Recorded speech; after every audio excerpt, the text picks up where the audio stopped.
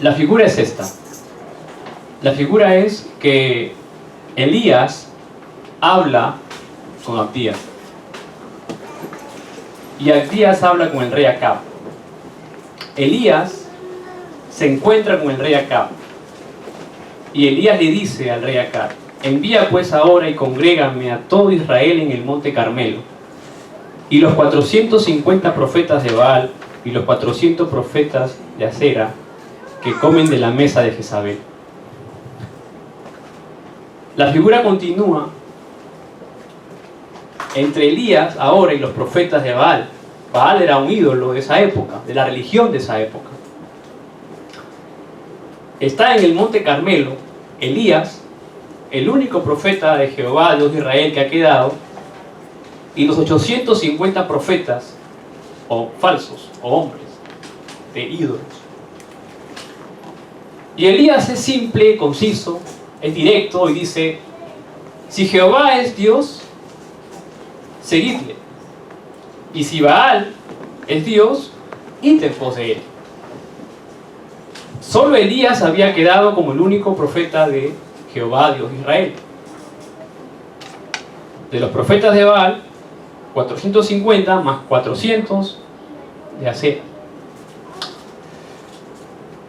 Es una batalla espiritual en el Monte Carmelo. Vamos a ver quién es el verdadero Dios entre también los dioses falsos y la idolatría.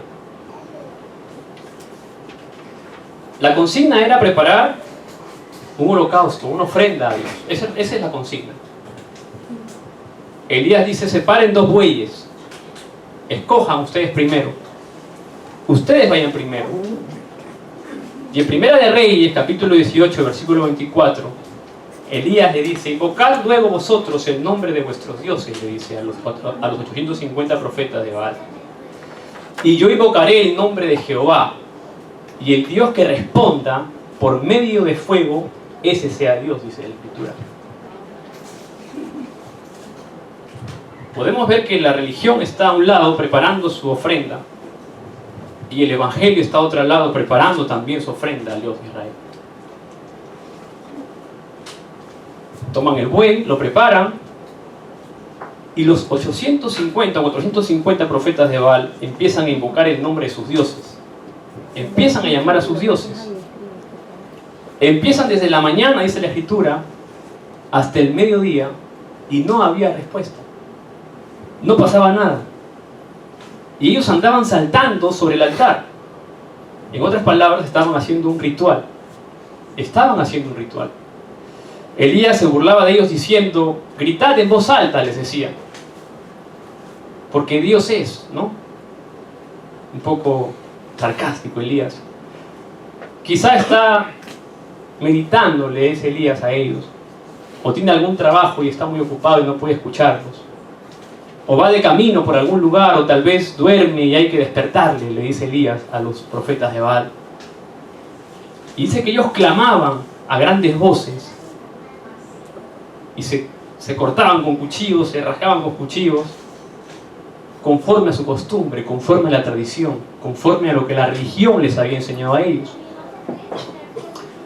al punto de chorrear sangre sobre ellos, dice la Escritura. Entra en un punto de desesperación porque no tienen respuesta, y porque la consigna es que el Dios que responde, ese sea Dios. Pero no hubo ninguna voz, dice la Escritura, ni quien respondiese ni escuchase a los profetas de Baal. Ahora llega el turno de Elías. Llega el turno de Elías. Elías va a restaurar algo importante en el pueblo de Israel. Elías va a restaurar el pacto de que solamente hay un Dios. Y ese Dios tiene una promesa con sus hijos, que cada vez que el pueblo de Israel se sujetaba a la promesa, Dios empezaba a bendecir, a obrar, a trabajar, a liberar a su pueblo, a sacarlo de la esclavitud.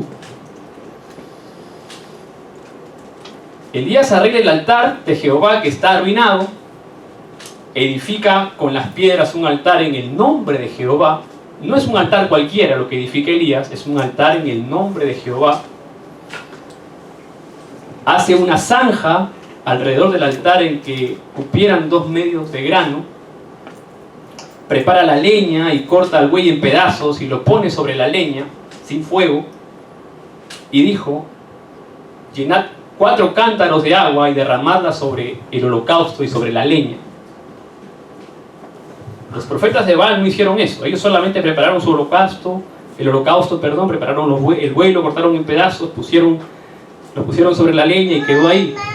Pero Elías desafía, va más allá en su seguridad de un profeta de Jehová, Dios de Israel. Dice: llenad 4 cántaros de agua y rociar y vaciarlo una vez. Y de pronto ve que por ahí había partes secas y dice, no, otra vez, 2 veces. Y sigue mirando que hay algunas partes secas y no quiere que nada haga dudar a la gente de que el que iba a responder el Dios de Israel. Y dice una tercera vez: vuelvan a echarle agua a ese holocausto. Al punto de que el agua corría alrededor del altar y también se había llenado de agua la zanja que había hecho.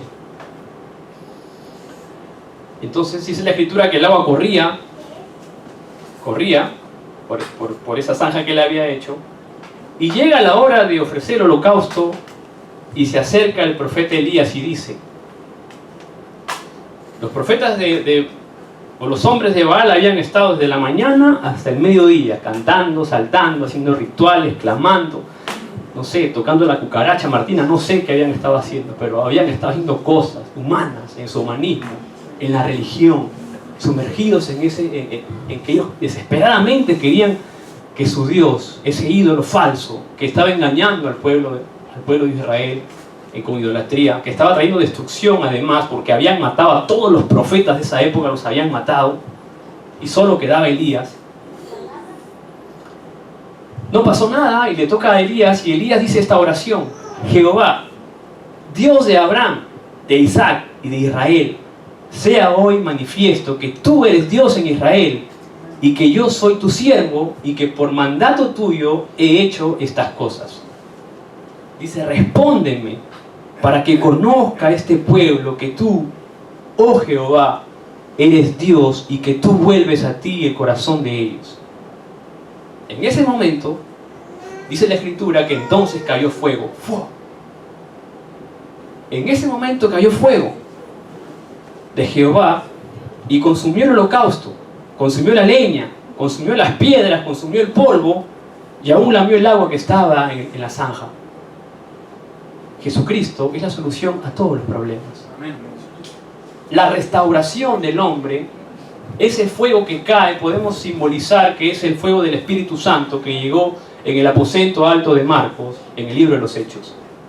El Espíritu Santo llegó como fuego y como viento, y se levantaron las obras a través de hombres que se sujetaron al pacto de que solo Jesús es el Cristo, el Hijo de Dios viviente. Y no importa las piedras que hayan en tu camino, no importa los muros que hayan en tu camino, porque cuando cae el fuego de Dios, cuando el Espíritu Santo obra, esas piedras se van a consumir como se consumieron cuando Elías oró al Jehová Dios de Israel, y el Señor con fuego consumió la leña, la piedra y el polvo. Esa es la seguridad que tenemos que tener los hijos de Dios cuando oramos en el nombre de Jesucristo. Tenemos que creer que estamos orando a un Dios vivo, a un Dios de Abraham, a un Dios de Jacob, a un Dios de José, a un Dios de Isaac. El Dios que bendijo a Israel en su tiempo, antes de la llegada del Mesías, es el Dios que está bendiciendo a nosotros, porque tenemos ya la promesa cumplida que es Cristo Jesús, y porque Cristo está en nuestros corazones. Y porque su Escritura lo dice en 1 de Pedro 2:9, somos nación santa, real sacerdocio. Somos nación santa, real sacerdocio. Pueblo escogido por Dios para hablar de las buenas nuevas y de quien nos sacó de las tinieblas a la luz admirable. Es nuestra vida de fe la que es importante en este tiempo. El Señor ha venido a restaurar nuestra vida espiritual primero. El Señor lo que quiere restaurar es la vida espiritual, y para eso nos enseña a orar. No puede haber restauración sin oración. No puede haber restauración sin oración en nuestra vida de fe. No puede haber restauración sin oración en nuestra vida de fe. No podemos nosotros darnos el lujo como cristianos de no orar. No podemos hacer eso. No podemos hacer eso. ¿Por qué? Porque hay un mundo espiritual que se mueve invisible a nuestros ojos. Y porque como creyentes tenemos un compromiso que no cuesta dinero. Un compromiso que no te quita tiempo, al contrario. Un compromiso que no te quita energías, al contrario. Hay una bendición detrás de la oración. Cuando Elías se paró solo frente a 850 hombres, que al final tuvieron que morir esos 850 hombres porque era la consigna, el pueblo de Israel miró a Jehová, Dios de Israel, y reconoció que Él era el Dios de Israel.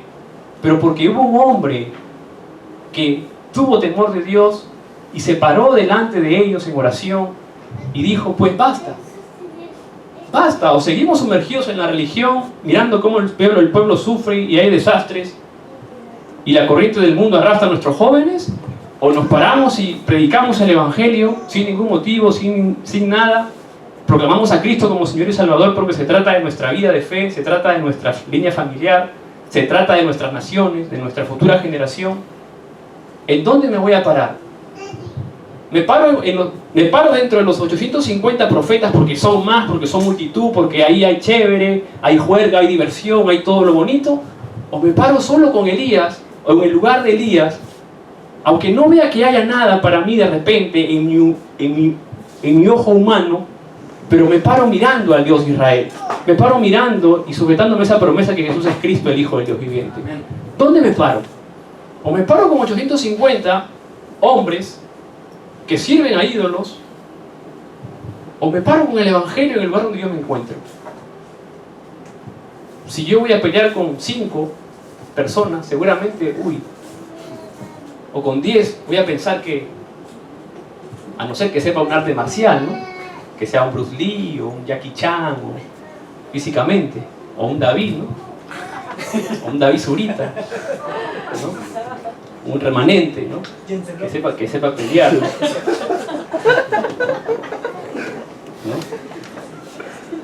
Pero nosotros tenemos que ser remanentes, hijos de Dios, capaces de mirar un mundo espiritual que tal vez el mundo no está mirando correctamente. No para ser soberbio, no para decir yo sé o yo conozco, no es eso. Es para dar una respuesta simple a la vida del hombre.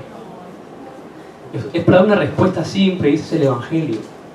El Evangelio, cuando uno recibe el Evangelio, uno tiene que tener la capacidad de sanar, de transformar su vida de adentro para afuera. Tiene que tener la capacidad de transformar su familia de adentro para afuera. Tiene que tener la capacidad de transformar la iglesia de adentro para afuera. Tiene que tener la capacidad de transformar la sociedad de adentro para afuera.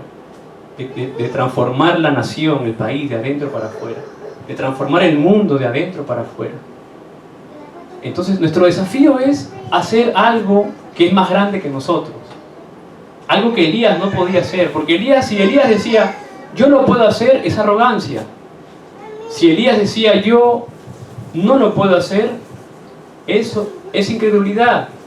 Pero si Elías se para y dice, vamos a ver quién es el Dios de Israel, quién es Jehová Dios de Israel, y Dios lo va a hacer, ese es el creyente, ese es el remanente. Porque es Dios quien hace la obra a través de nosotros. Amén.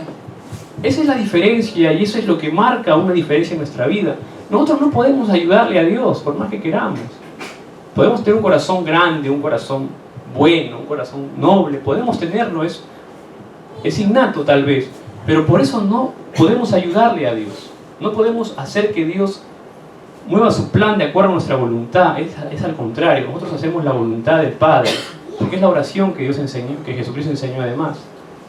Entonces, esa parte de Primera de Reyes capítulo 18, de Primera de Reyes capítulo 18, la voy a conectar a Juan capítulo 14. A Juan capítulo 14.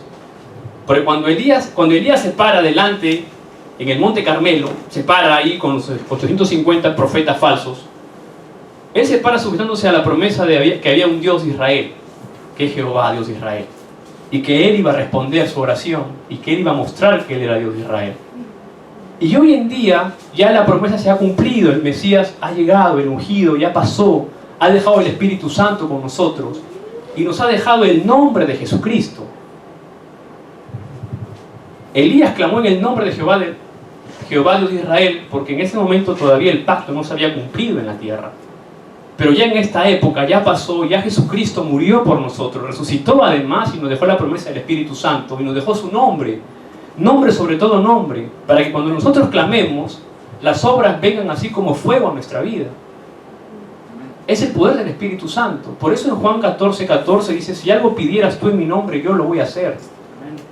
Cuando pedimos en el nombre de Jesucristo, es la oración del remanente, del Hijo de Dios que posee el Evangelio.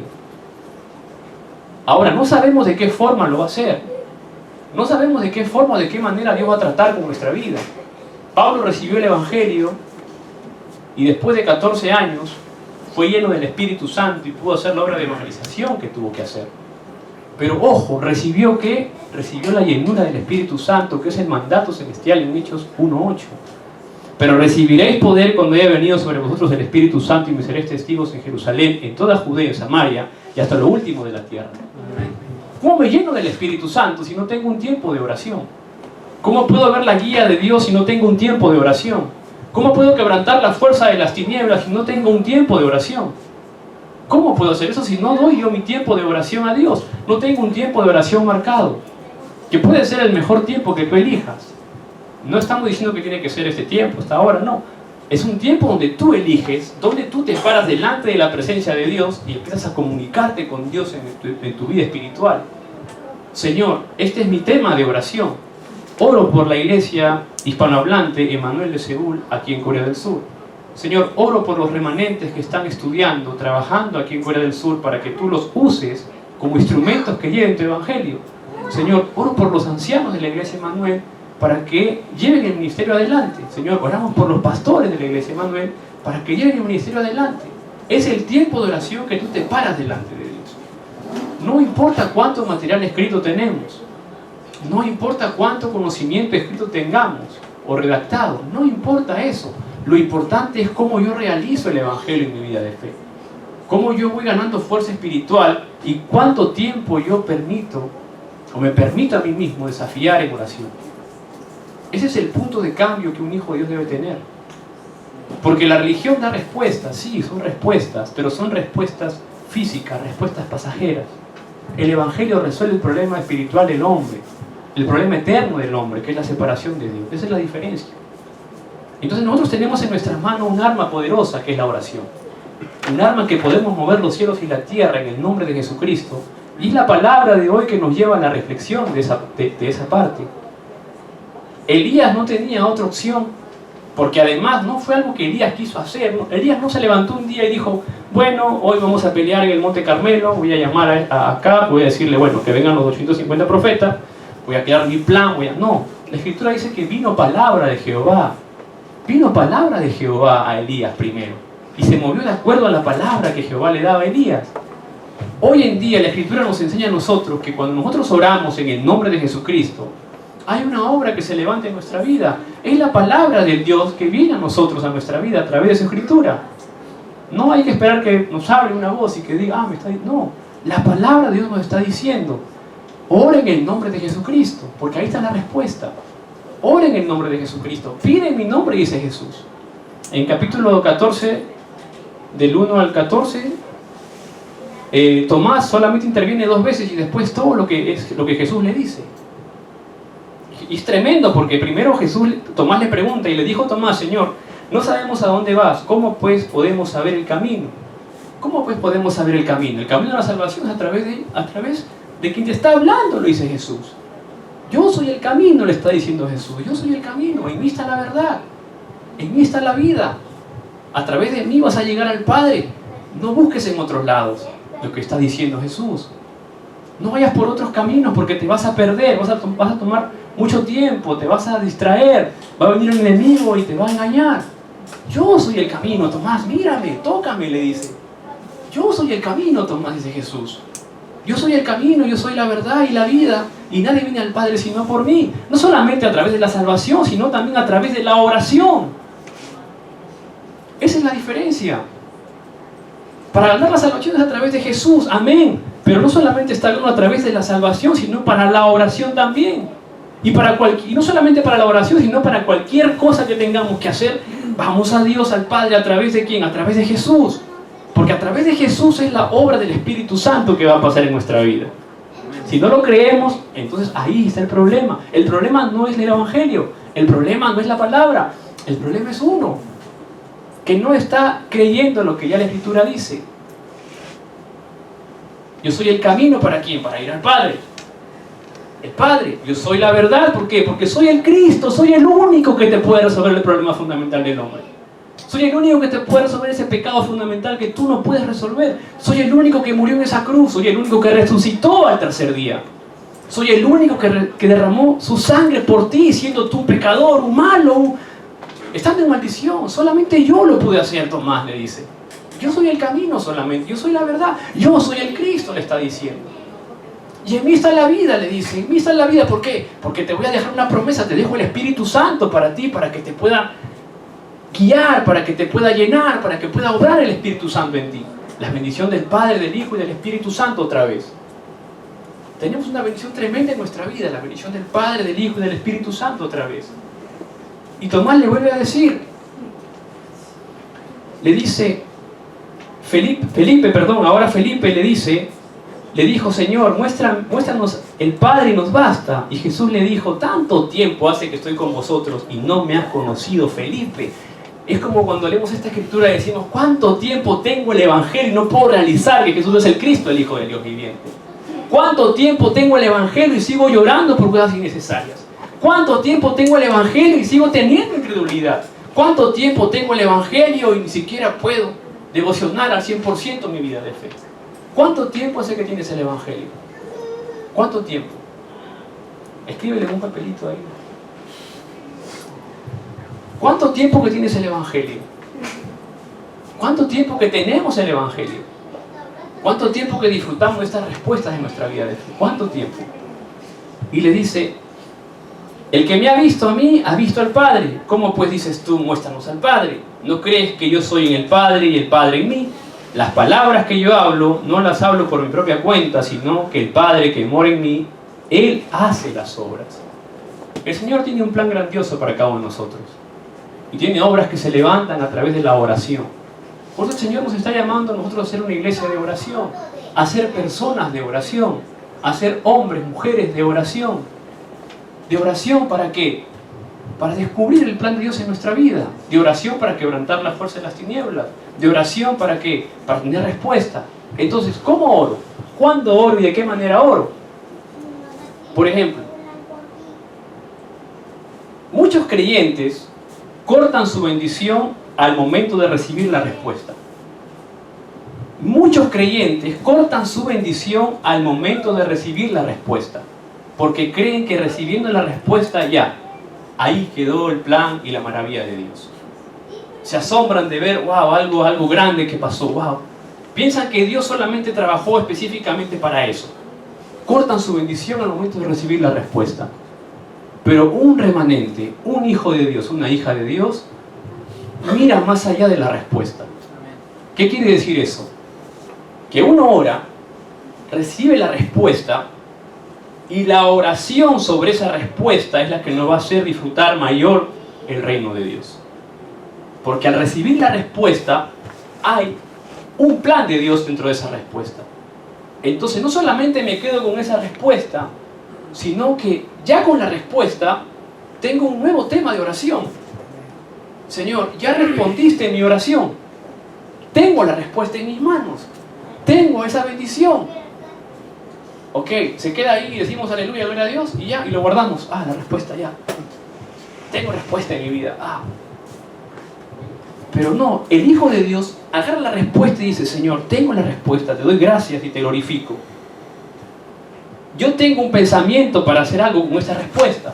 Yo soy un humano, tengo un estándar humano. Yo puedo usar esa respuesta conforme a mi estándar humano y me puedo desviar del plan de Dios, de la respuesta que me ha dado.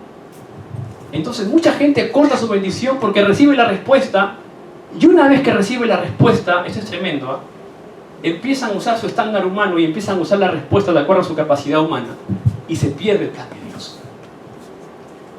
Es el sufrimiento de la iglesia. Dios responde las oraciones. El problema no es de Dios, el problema es de la iglesia. El problema es del creyente, que usa la respuesta de acuerdo a la capacidad humana y no se mantiene en oración preguntándole, Señor, ¿qué tengo que hacer con esta respuesta, Padre? ¿Por qué me respondiste en mi oración, Señor? Guíame a través de tu Espíritu Santo para que esta respuesta sea usada para la evangelización, para que más personas lleguen al Señor. Por ejemplo, una persona recibe la respuesta de hacer una empresa.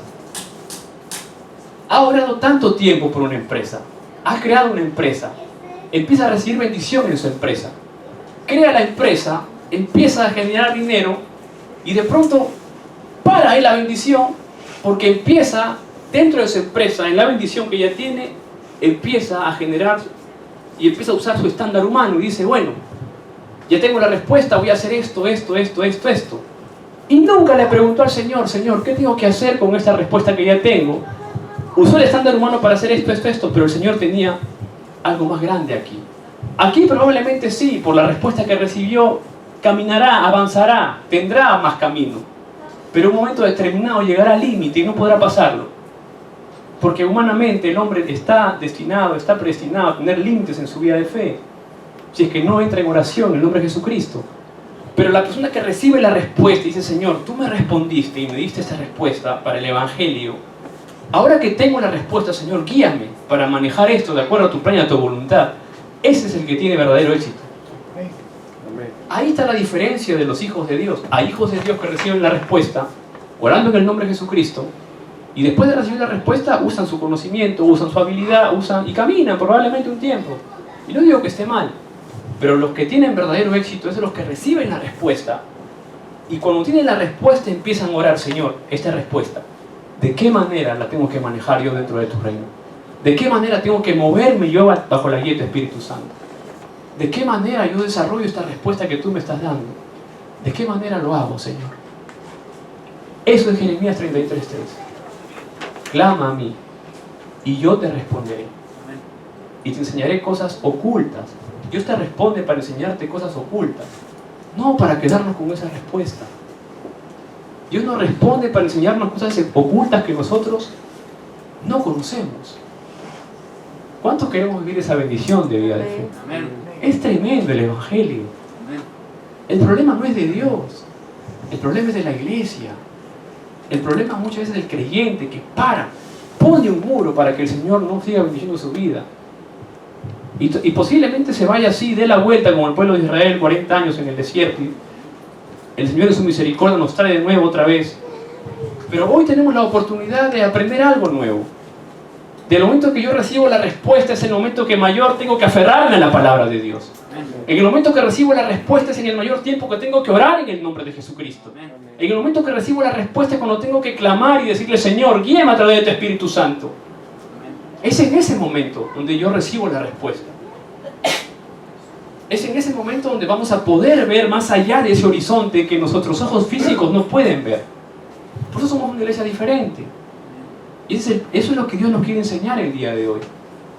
Oramos en el nombre de Jesucristo, recibimos la respuesta y dejamos que el Consolador obre nuestra vida. El Consolador es el Espíritu Santo. Es Juan 14:16. Dice, y yo rogaré al Padre y os dará otro Consolador para que esté con vosotros para siempre. El Espíritu de verdad, el cual el mundo no puede recibir porque no le ve ni le conoce, pero vosotros le conocéis porque mora con vosotros y estará en vosotros. No os dejaré huérfanos, vendré a vosotros, dice el Señor. Entonces constantemente nosotros como creyentes tenemos ese GPS espiritual que es la oración, que nos guía. Entonces no seamos creyentes que recibimos respuestas y nos alegramos por eso y quedamos ahí y después usamos nuestro conocimiento, sino al contrario, desafiemos como Elías.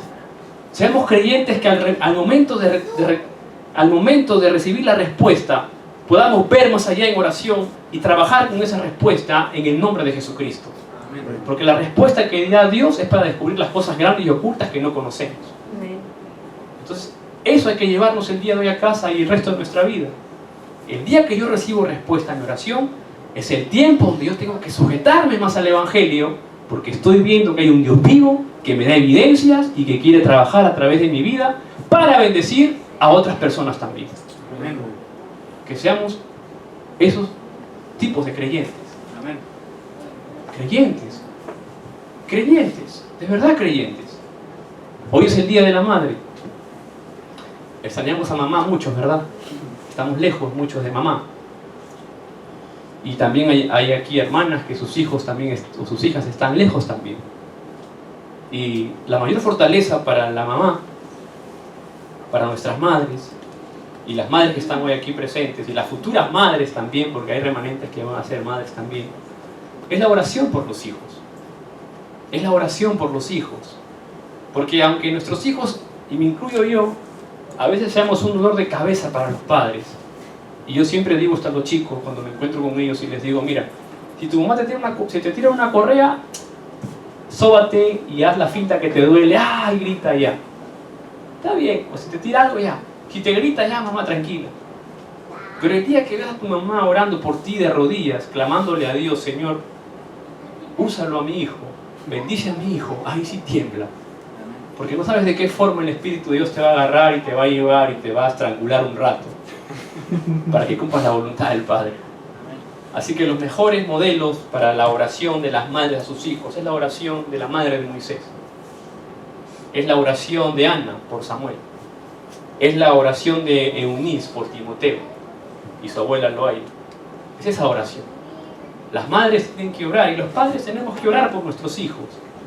Algún momento nuestros hijos se escaparán de nuestras manos, no podemos manejar la situación de repente como nosotros queremos o planificamos humanamente, pero si dejamos que esa respuesta el Señor la maneje, el Señor guíe, el Señor lidera a nuestros hijos a través del Espíritu de Dios, es el tiempo de orar por ellos todos los días de la vida, sin cesar. Todos los días, Señor, bendice a Christopher Sion en el nombre de Jesucristo, úsalo de acuerdo a tu plan y a tu voluntad, y cada uno por sus hijos. Y veremos en el tiempo esas respuestas maravillosas que el Señor ha preparado para nuestros hijos y para nosotros también como hijos a nuestros padres. Acá hay gente todos somos muy preparados, educados. Está más decir que hay que honrar a los padres porque lo sabemos.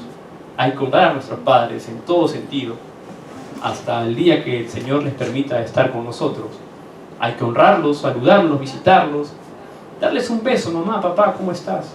Y si hay alguien que está escuchando también este video y por ahí hubo algo en casa, es tiempo de dejar todo de lado y sujetarse al Evangelio de Cristo y ser una persona clásica, un hombre de estándar de Dios, un hombre que pueda abrazar a los padres y a la madre y decirle, papá te quiero, mamá te quiero.